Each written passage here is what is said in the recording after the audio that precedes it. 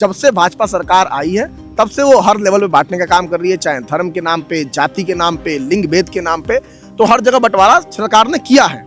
SC OBC category के लोग हैं वो अक्सर हम लोगों को प्रताड़ित करने का प्रयास करते हैं। वो ये कहते हैं आपका नाम ब्राह्मण समाज से, मैं आपको भी डिस्क्रिमिनेशन फील करते हैं। इस इंस्टीट्यूशंस में हम लोग नहीं आ सकते हैं। ये तो बाबा साहब का जो रिजर्वेशन का सिस्टम है उसकी वजह से हम सब आके एक साथ पढ़ सकते हैं, वरना हम सब के लिए बहुत मुश्किल हो जाएगा। मेरा लाला की जातिवाद हो बर्बाद, एक नारा है, जातिवाद हो बर्बाद। तो मेरे पे ही आप मतलब जाति के लोग मेरे कमरे में घुस के 6 लोग में धमकाते हैं ना, ये हटाइए इसको। जनरल कास्ट का लड़का तो ठेला भी नहीं लगा सकता। क्यों नहीं लगा सकता? क्यों? उस पे सामाजिक दबाव है। क्यों? क्योंकि वो जनरल कास्ट से आता है। लोग यही सबसे बड़ी जातिवादी सोच है। इससे बड़ी जातिवादी सोच तो कुछ हो नहीं सकती। और अक्सर होता ही है कि हम लोगों को धमकाया जाता है कि आप पे हम एक्ट लगा देंगे, आपकी हम शिकायत कर देंगे। उन लोगों की ज्यादा सुनवाई की जाती है कि ये नीची कास्ट से आते हैं तो इन्हें प्रताड़ित किया जाता है। वो लोग ये सोच बना रखे हैं। नमस्ते, मैं आमिना और आप देख रहे हैं आपकी खबर। पूरे देश में एक न्यूज जो है वायरल हो रही है। इंस्टाग्राम खोलिए, यूट्यूब खोलिए या फेसबुक खोलिए, हर जगह आपको यूजीसी के प्रोटेस्ट में या तो सपोर्ट में आपको न्यूज देखने को मिल रही होगी। अभी फिलहाल यूजीसी पर जो इक्विटी रेगुलेशन 2026 का रूल आया था उसको सुप्रीम कोर्ट ने स्टे कर दिया है। हम इस वक्त मौजूद हैं लखनऊ यूनिवर्सिटी में और यहाँ पर हम उन स्टूडेंट से बात करेंगे जो यूजीसी का सपोर्ट कर रहे थे। इनसे जानने की कोशिश करेंगे कि क्या कुछ इन्होंने सहा, क्यों इसका सपोर्ट कर रहे हैं और आगे इसका क्या अंजाम होने वाला था। हमारे साथ सबसे पहले प्रिंस जी हैं, उनसे बात करेंगे, उसके बाद आगे स्टूडेंट से बात करेंगे। मैंने आपका नाम सही लिया है जी। तो आप बताइए, जो ये अभी स्टे लग गया लेकिन सपोर्ट कर रहे हैं आप लोग, क्या वजह है, क्या कुछ ऐसा हुआ? देखिए, सपोर्ट कर रहे हैं, क्यों कर रहे हैं, इसके पीछे पहले वजह जानने की जरूरत है कि इस रेगुलेशन को, इस गाइडलाइन को लाने की आखिर सुप्रीम कोर्ट को जरूरत क्यों पड़ी, सॉरी सरकार को लाने की जरूरत क्यों पड़ी। तो इसके बैकग्राउंड में अगर जो आप जाएंगे तो सुप्रीम कोर्ट में एक सुनवाई हुई थी जिसमें इस देश में जातिगत भेदभाव के मामले 118% बढ़ गए थे। मतलब 100% का भी कांटा पार कर दिया गया था इस देश के इंस्टीट्यूट, जो एजुकेशनल लेवल के इंस्टीट्यूट हैं उनमें। इस चक्कर में इसको सुप्रीम कोर्ट ने सरकार को आदेश दिया कि इस पे कोई मजबूत गाइडलाइन बनाए जिससे इस चीज को प्रिवेंट किया जा सके। उस चीज को लेके एक कमेटी बैठाई गई, संसदीय कमेटी ने इस गाइड का पूरा फ्रेमवर्क किया और उसके बाद में यूजीसी में गया, उसको ये लागू करने की बात कही गई। लेकिन जो इसमें सबसे ज्यादा जो खतरा समझा उसको छात्रों ने समझा। मैं उसमें बता सकता हूँ कि मैक्सिमम 70% स्टूडेंट या लोगों ने तो मुझे लगता है इस गाइडलाइन को पढ़ा ही नहीं है कि आखिर एक्चुअली है क्या। उसमें से शुरुआत में शायद मैं भी था कि मैं भी नहीं पढ़ा, तो मुझे भी मतलब जिस हिसाब से सुनने में आया तो मुझे लगा छात्रों को ये बांटने का प्रयास कर रही है सरकार। क्योंकि एक सरकार का भी एक आडंबर है जो हम लोग मान लिए हैं, और मान क्या लिए, जो सरकार ने यकीन दिला दिया गया है कि सरकार बांटने का ही कार्य कर रही है।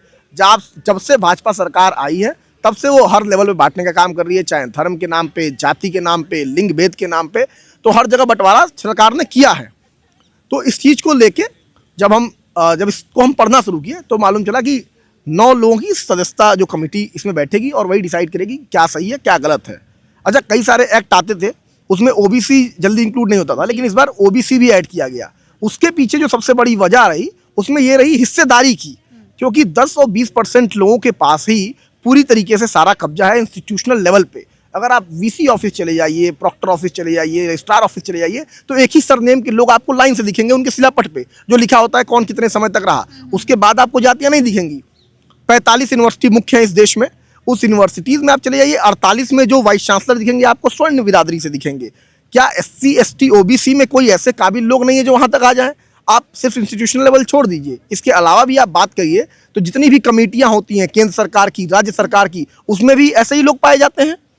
तो मेन तो हिस्सेदारी को लेके बात हुई, इसको ही लेके ज़्यादा फ्रेमवर्क था, छात्रों को भी उसमें था। तो छात्र तो देखिए इस देश में हमेशा एक रहा है, हम सब छात्र हैं, हमारे सब भाई बंधु, हम लोग कभी आपस में एक दूसरे की जाति नहीं पूछे, धर्म नहीं पूछे, हम सब एक साथ रहे हैं और हमेशा रहेंगे। ये हम सरकार को बताना चाहते हैं कि सरकार हमको बांटने की भी कोशिश करेगी तब भी छात्र शक्ति हमेशा एक रहेगी, क्योंकि छात्रों का काम होता है सरकार की आंख में आंखें डाल के सवाल पूछना, उनको समय समय पे आईना दिखाना, उनकी गलत नीतियां किसी के खिलाफ हो इस देश में, ये नहीं कि सिर्फ छात्रों के खिलाफ, किसी के खिलाफ हो, हम उसके लिए सबसे पहले इस देश में आवाज उठाते हैं। क्यों? क्योंकि हमारे इन जवान कंधों पे इस देश की जिम्मेदारी है, इस देश की दिशा और दशा तय करने की जिम्मेदारी है, इसलिए हम खड़े होते हैं। हम किसी जाति धर्म के लिए नहीं खड़े होते हैं। तो जो छात्रों को एक आया कि छात्र बट रहा है, तो इससे जो सेंसिटिव छात्र हम लोग हैं, जो मैक्सिमम छात्र हैं, इस चीज़ को लेके आए कि हमको बांटने की कोशिश की जा रही है। लेकिन इससे कहीं ज़्यादा अब सुप्रीम कोर्ट ने इस पे रोक लगाया है, इन प्रोटेस्ट को देखते हुए रोक लगाया है। इस पे जो गाइडलाइन है उसको और डिफाइन किया जाए। अच्छा, गाइडलाइन में मैं जैसे कि हो रहा था कि इस चीज़ का मिसयूज होगा, हाँ। ठीक, तो इसमें क्लॉज ऐड होने की बात हो रही है। अच्छा, मिसयूज में मैं ये बात कहना चाहता हूँ कि इसकी जो कमेटी की अध्यक्षता करेगा वो वाइस चांसलर होगा, वाइस चांसलर होगा। वाइस चांसलर मैक्सिमम यूनिवर्सिटीज़ के जो है वो सब सामान्य वर्ग से आते हैं, जैसा कि सरकार ने किया है, ठीक। उन्होंने और वर्गों को तो भरा नहीं है, तो वाइस चांसलर अगर जो सही केस को भी फॉल्स ठहरा दे तो मिसयूज तो वहाँ भी हो गया इस क्लॉज के जुड़ने के बाद।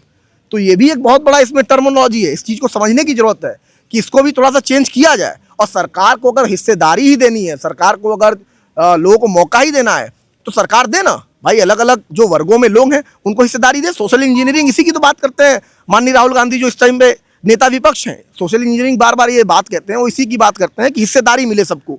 यूनिवर्सिटीज़ में आप देख लीजिए, यहाँ पे NSF चलता है, नॉट फाउंड सुटेबल, मतलब यहाँ पे लिख दिया था OBC और SC की जो सीटें हैं उन पे अगर जो लोग प्रोफेसर नहीं जाते हैं, मतलब इंटरव्यू देने के बाद भी नॉट फाउंड सुटेबल कर दिया जाता है। वो किसके द्वारा किया जाता है? तो हेजमनी और जो डोमिनेंस है एक कास्ट, एक जाति विशेष के लोगों का है, उसको रोकने की जरूरत है, उस चीज पे वर्क करने की जरूरत है। छात्रों को बांटने की जरूरत नहीं है ना, छात्र कभी बटा था। लेकिन छात्र तो बढ़ रहे हैं ना। आप ही यूनिवर्सिटी में अभी कल या परसों में मैं आई थी तो इतना ज्यादा UGC का प्रोटेस्ट हो रहा था इसी LU में, और इतने लोग जमा थे कि बस लग रहा था कि अभी हो गया, फॉल्स हो गया। आपने कभी डिस्क्रिमिनेशन फील किया है LU में या कहीं भी? बिल्कुल फील किया है हम लोगों ने, क्योंकि जो SC OBC कैटेगरी के लोग हैं वो अक्सर हम लोगों को प्रताड़ित करने का प्रयास करते हैं। वो ये कहते हैं, आपका मैं नाम ब्राह्मण समाज से, मैं आपको भी डिस्क्रिमिनेशन फील बिल्कुल, करते हैं? बिल्कुल। ये तो उल्टा मैंने सुन लिया भाई। एग्जाम्पल दे भाई मेरे किस चीज़ का? जी, अक्सर होता ये है कि हम लोगों को धमकाया जाता है कि आप पे हम एक्ट लगा देंगे, आपकी हम शिकायत कर देंगे। उन लोगों की ज़्यादा सुनवाई की जाती है कि ये नीची कास्ट से आते हैं तो इन्हें प्रताड़ित या किया जाता है। वो लोग ये सोच बना रखे हैं, वरना क्या विश्वविद्यालयों में अगर हम लोग रहे तो हॉस्टल में आप चले जाइए, हम लोग घी का डिब्बा लाते हैं तो आज तक मुझे नहीं लगता कि मैं अपना घी अपने आप खा पाया हूँ। अक्सर हमारे छात्र सब खाते हैं और सब हम भाईचारे के जैसे रहते हैं, एक बेड पे सोना, एक थाली में खाना। ये तो सिर्फ एक सरकार का बांटने का नियम है और ये देश के अंदर आंतरिक युद्ध की संभावनाएं बढ़ाएगा, बाकी कुछ नहीं है। लेकिन अच्छा आप मुझे बताइए, जैसे इन्होंने कहा कि इनके साथ ऐसा डिस्क्रिमिनेशन कहाँ पे क्या हो रहा है। आप लखनऊ में कितने साल से, ये यूनिवर्सिटी में कितने साल से पढ़े? यूनिवर्सिटी का छात्र हूँ और आईसा का यहाँ मेंबर, मतलब सदस्य भी हूँ, यहाँ कन्वीनर भी हूँ। और मैं पिछले 4 साल से लखनऊ यूनिवर्सिटी में रह रहा हूँ। और रही बात डिस्क्रिमिनेशन की, भेदभाव की, तो मैंने वो फील किया है इस कैंपस में। अच्छा, क्योंकि आपका क्या नाम है सर? मेरा नाम हर्ष है और मेरा यहाँ पे BA यहाँ पे कंप्लीट हुआ, मैं मास्टर्स में मतलब इनरोल्ड हूँ। और सबसे पहले इस हॉस्टल में, जब मैं महमूदाबाद हॉस्टल में रहता था तो उसमें मैंने एक वो डाला था स्टेटस, मैंने डाला कि जातिवाद हो बर्बाद, एक नारा है, जातिवाद हो बर्बाद। तो मेरे पे ही अब मतलब जाति के लोग मेरे कमरे में घुस के 6 लोग में धमकाते हैं ना, ये हटाइए इसको, जातिवाद कुछ नहीं होता है। आप लोग यहाँ पे सब हम लोगों के साथ डिस्क्रिमिनेशन, मतलब अपर कास्ट लोग हमको धमकाने, हमको मारने आ गए थे हॉस्टल में। तो और भी जो मेरे साथ के छात्र लोग थे उन्होंने मेरा समर्थन करके मतलब वहाँ से हम लोग निकल के आए।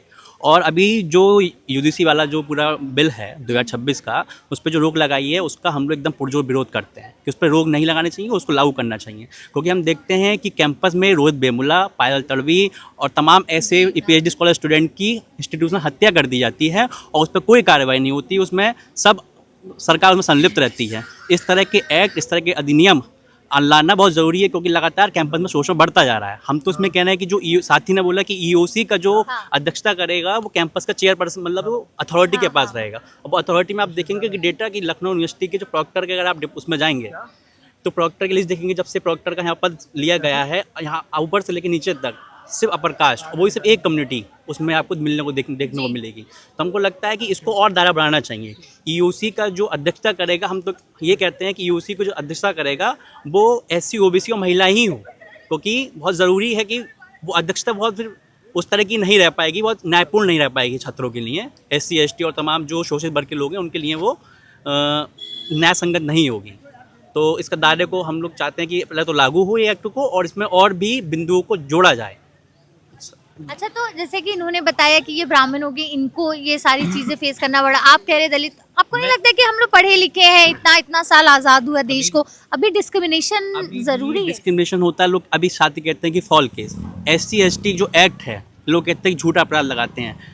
BHU में जब क्या कहते हैं शोषण, महिला के साथ शोषण होता है, IIT BHU की महिला का शोषण होता है, जिसमें IT भाजपा के IIT से लोग संलिप्त होते हैं, तो वहाँ आयसा, NSY और तमाम संयुक्त छात्र मोर्चा के लोग प्रोटेस्ट कर रहे होते हैं, तो उसमें ही SC ST कम्युनिटी के ऊपर ही SC ST एक्ट लगाया जाता है।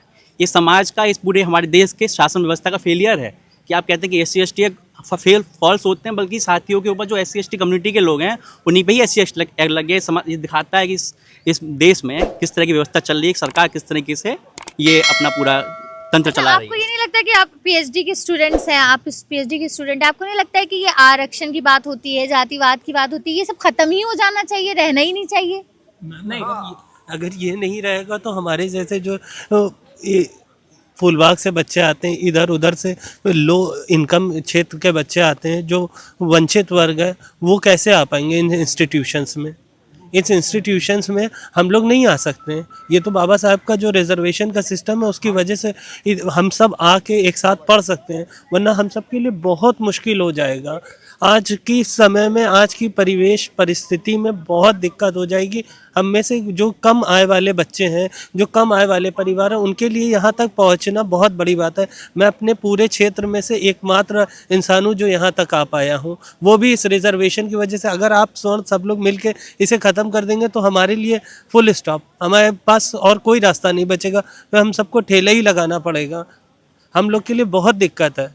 मुस्लिम कम्युनिटी से मैं बिलोंग करता हूँ, हमारे यहाँ पढ़ने लिखने का बिल्कुल कम माहौल होता है, तो इसलिए आप लोग को समझना पड़ेगा ये रिजर्वेशन है जिसकी वजह से मैं, मेरी बहनें सब आके यहाँ पढ़ सकते हैं, वरना हम लोग के लिए बहुत दिक्कत है। इतनी महंगी फ़ीस हम लोग नहीं अफोर्ड कर सकते हैं, इतने इंफ्रास्ट्रक्चर, इतने अच्छे इंटरनेशनल कोलैबोरेशन, ये सब नहीं हो सकता है मैम।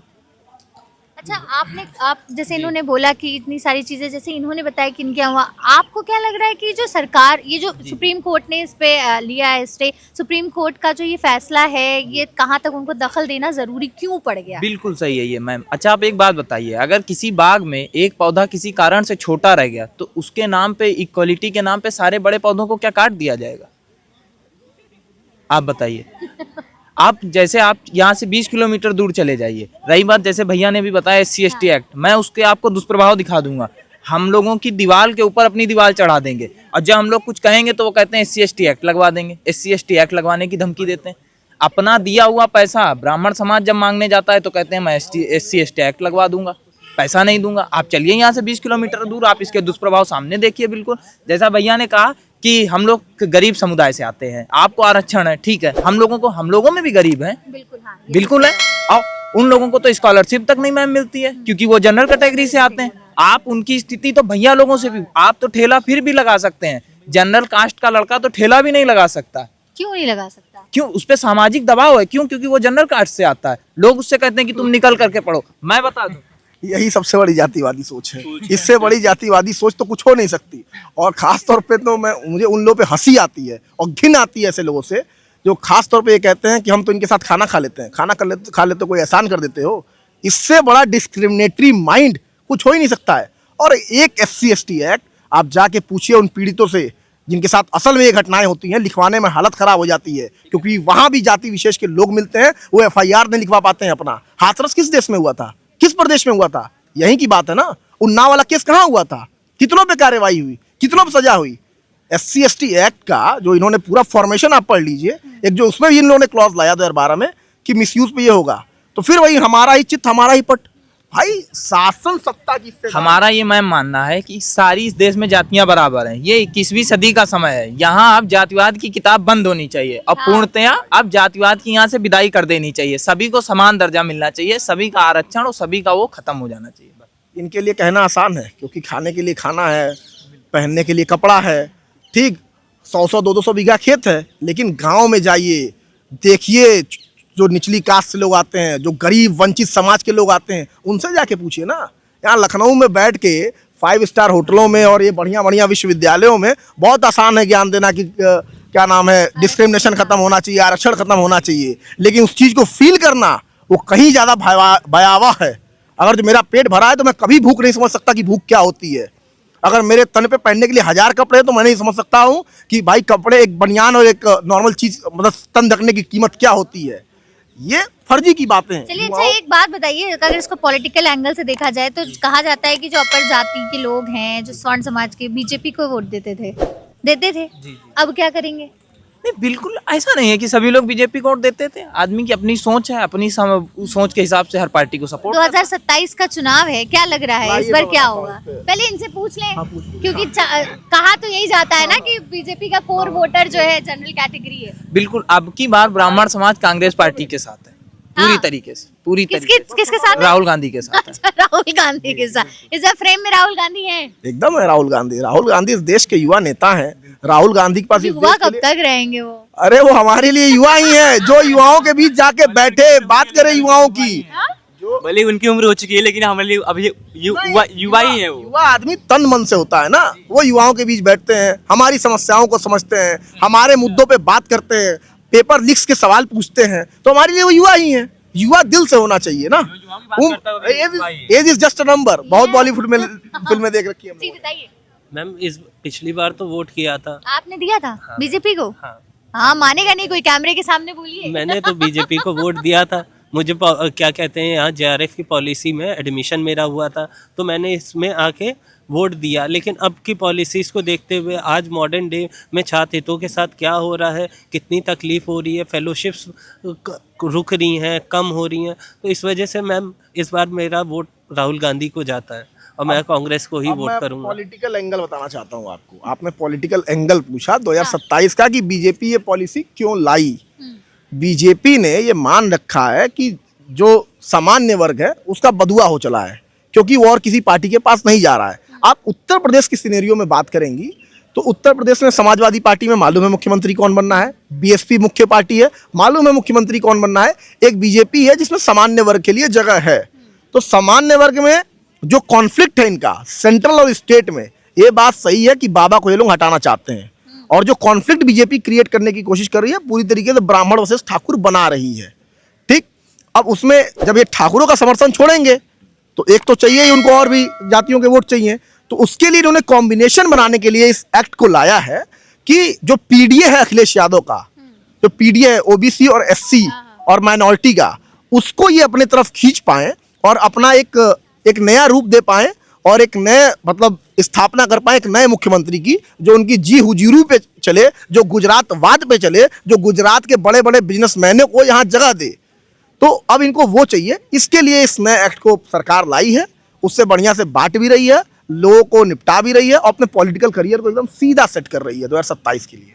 चलिए, बहुत बहुत बहुत शुक्रिया प्रिंस जी जो आपने बताया। और यहाँ पर हमारे साथ थे विश्वविद्यालय के छात्र जिन्होंने बहुत ही बेबाक होकर, बहुत ही खुलकर उन्होंने अपनी अपनी राय बताई, बिना किसी डर के, बिना किसी प्रेशर के, और क्या कुछ इनके साथ इसी यूनिवर्सिटी में होता है वो कुछ भी बताया। फिलहाल हम यहाँ पर थे लखनऊ यूनिवर्सिटी में। आगे मिलते हैं फिर एक और वीडियो में, बने रहिए और देखते रहिए आपकी खबर।